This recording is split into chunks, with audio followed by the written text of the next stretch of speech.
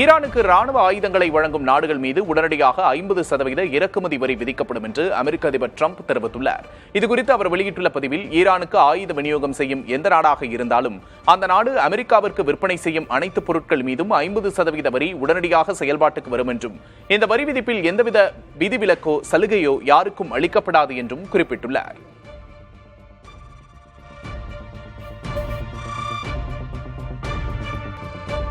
Iran America இடையே போர் நிறுத்தம் எட்டப்பட்டுள்ள நிலையில், ஈரானில் புதைந்துள்ள செறிவூட்டப்பட்ட யுரேனியத்தை அகற்றுவதற்கு அந்நாட்டோடு இணைந்து அமெரிக்கா செயல்படும் என்று அதிபர் டிரம்ப் தெரிவித்துள்ளார்.